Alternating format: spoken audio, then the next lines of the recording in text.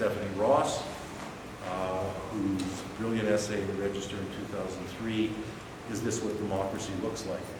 You may remember a very profound critique of the anti-globalization movement and its limitations. Thanks to Leo and Greg for inviting me to be on this panel. Just as when I was first published in the Socialist Register, I find myself thinking, what am I doing with these people? How did I find myself amongst this group of both amazing intellectuals, but also just wonderful people that you want to be with and laugh with and have a drink with. And I think that's one of the important things about the Register is that, and about the kind of socialism that it has expressed, which is that, you know, we are comrades in a project to make human life better, and that means being human with each other, even while we fight and vigorously with each other about these very important questions. So I want to start by thinking back to when I first encountered the Register. It was 20 years ago. I was starting my PhD at York in political science in 1994. It was the year that Ralph Miliband died. So I never had an opportunity to meet him. But I remember very clearly this event because, of course, it threw the department into quite a kerfuffle, into some upheaval because, of course, Leo had to take on the responsibility for editing the Register, and it meant that I wasn't his teaching assistant. I was meant to be, but he left and someone else took his place. But I think that, in that sort of the 10 years that I spent in that department, the Register was a very important part of the atmosphere. And I think it's worth thinking about the 1990s as a particular kind of moment when people of my generation, I think, were struggling to figure out where we would position ourselves intellectually and politically in both in the academic left, but more broadly. I mean, it was a time when to call yourself a materialist was to commit a whole range of very unforgivable sins. And I must say that I'm so grateful that the Register was there as a way to figure out how to become a certain kind of socialist, but not commit those alleged sins. As Mike Davis has on the back of this, back of the Register, on the back of every Register, there's a quote from Mike Davis says that it is the intellectual lodestone for the international left since 1964. Well, until today I didn't know what lodestone meant. I just figured it was something very important and weighty. But, so I looked it up today. Lodestone is it's a magnetic stone that, a naturally magnetic stone that, in particular, medieval sailors used in navigation. And I think that's a really important image that reflects how I feel about the Register's impact on my own intellectual development. It represented, for me, a way to set a clearer course in very choppy intellectual waters when the battles between Marxism and post-Marxism were very pitched. And I think reading the Register made me very suspicious of post-Marxist claims that this was an inherently reductionist and economistic way of analyzing the world. I just didn't recognize those claims. And when I read McClellan-Mouffe's Hegemony and Socialist Strategy, and I saw it as a kind of slander against the kind of Marxism that is represented in the Socialist Register. I think it was a myth that, and I think that the Register was a very strong counter to that myth, that class was somehow some universal and unabstract imaginary that people organize themselves around. Well, it's true that the Register has always held that class and class struggle was a universal feature of capitalism. You can find ample evidence in its pages that its shape, its character, its rhythm, carried particularities that mattered strategically. And I'm very happy to see that Vivek Chibber has sort of taken up this issue in the current register in his engagement with post-colonial theory. But this is the latest in a long line of, I think, very important interventions in this debate by Norman Jarvis, by Terry Eagleton, Ellen Wood, John Sadamatsu, and others, and so a line throughout the register, particularly from the 90s on, that provided, for me anyway, a very strong orientation that allowed one to figure out how to be a materialist without treating Marx as the producer of a set of holy texts. To see in Marxism a set of analytical tools that one could deploy to understand in its concrete way the dynamics of capitalist society, its effects on the organization of class power and of the lived realities of the working class as the ground on which survival and resistance actually took place, and the ground on which any of our political projects would have to rest. I'll say another thing about the way that the register was a lodestone for me, and it's nice that John's here today. When I interviewed for a job at another institution that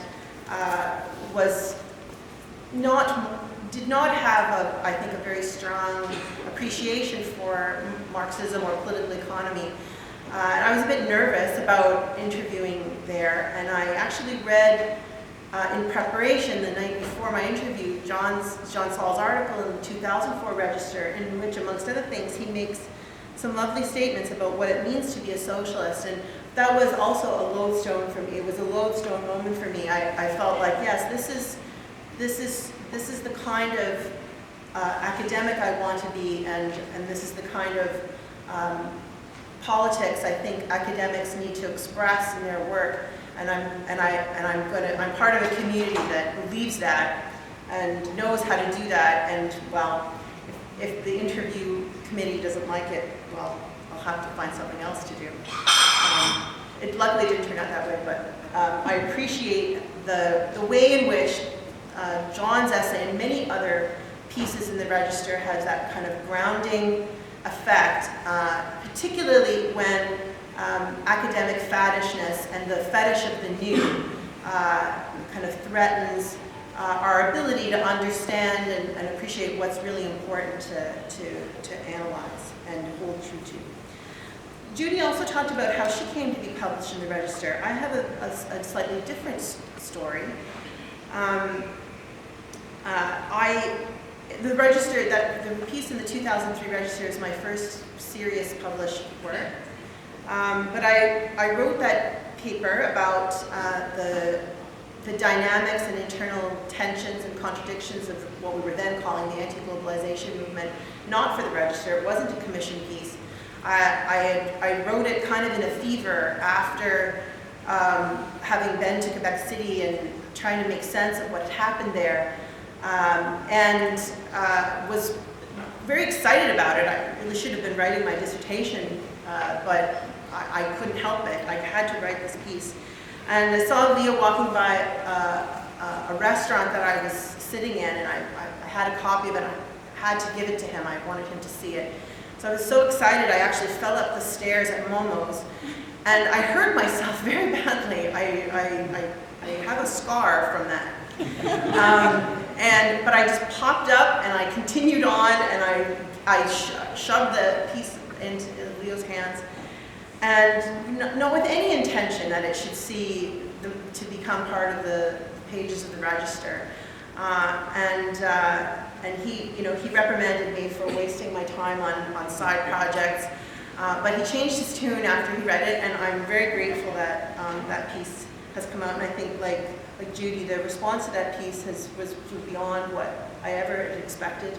And it has been read in corners of the world that, was kind of still unreal to imagine.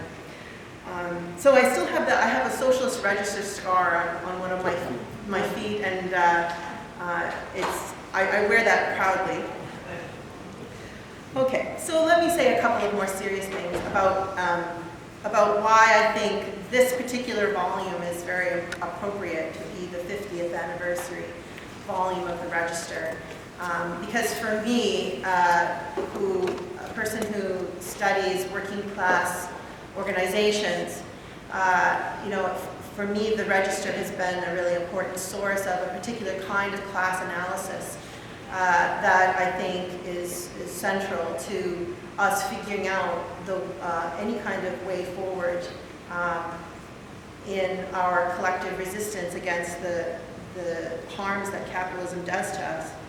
And I think that this volume reflects, and the pieces in it reflect what the Register has always done, which is to ask, I think, several key questions about class, and give us the sense that there are some that we don't necessarily know the answers to how class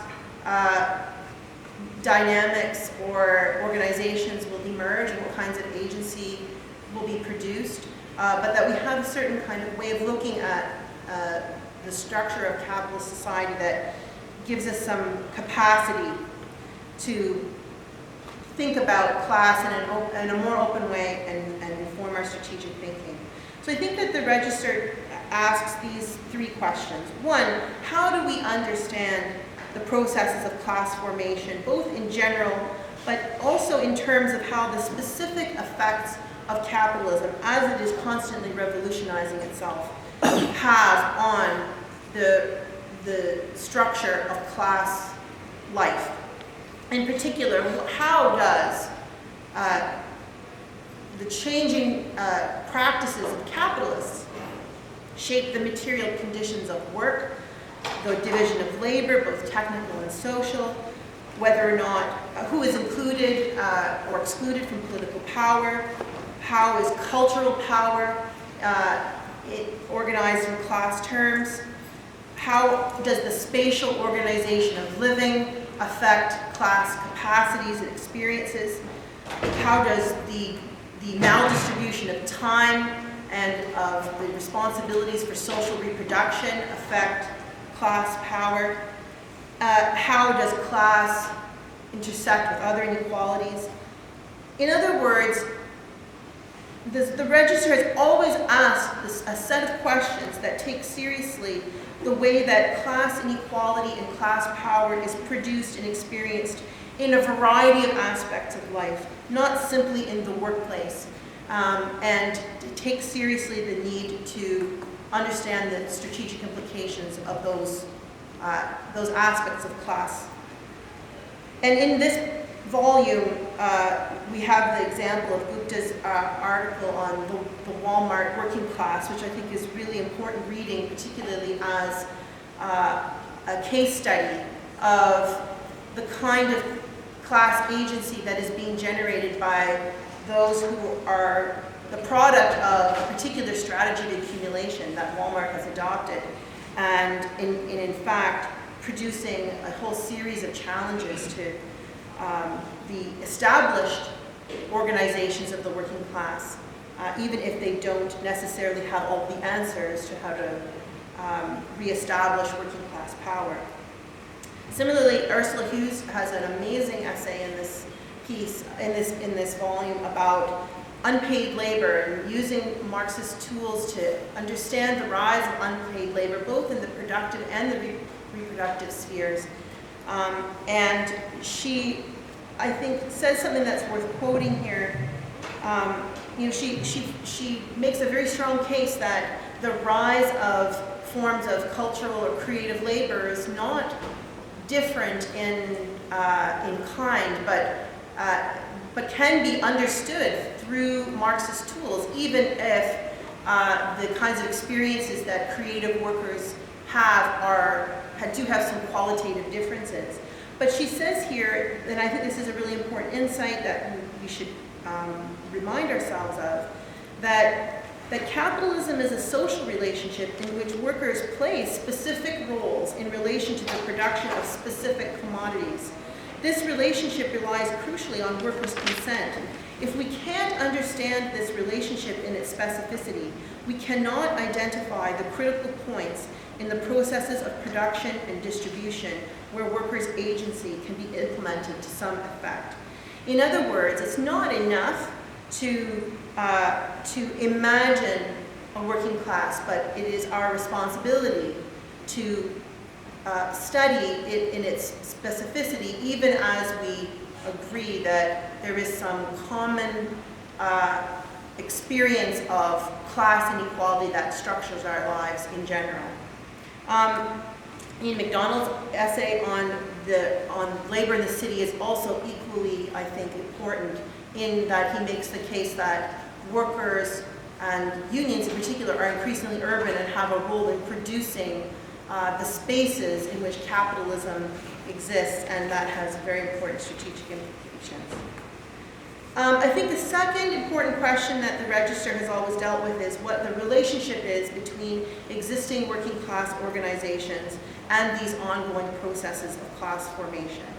The Register has always appreciated that this existence of variegation, of transformation, of unevenness within the working class means something important for the kinds of organizations and the kinds of power that need to be generated, and that class organizations themselves are part of the process of class formation. They're part of interpreting class experiences and making it possible to act on those experiences collectively. But also, and I think this is where my own thinking has been very influenced by the Register, that existing organizations come to conflict with the ongoing transformations in class structure and class experience, and that in every generation we are called to rethink whether or not the kind of capacities that previous organizations have generated and supported are sufficient to meet the current challenges.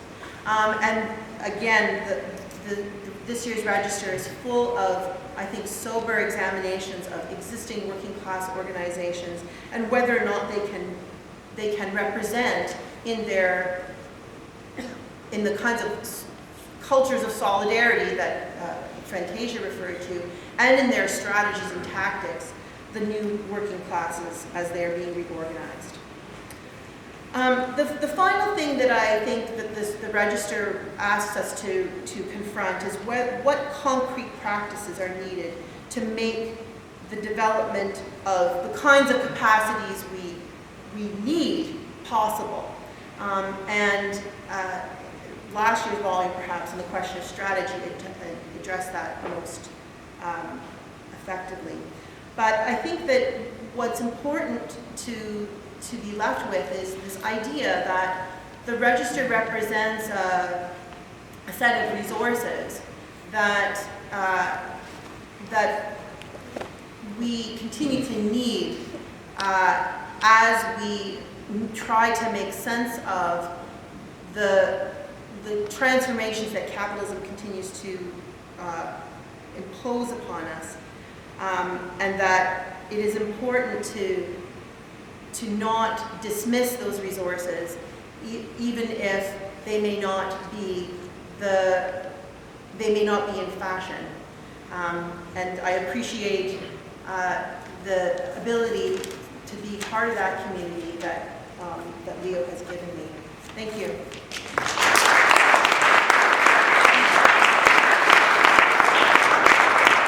Greg Elbow.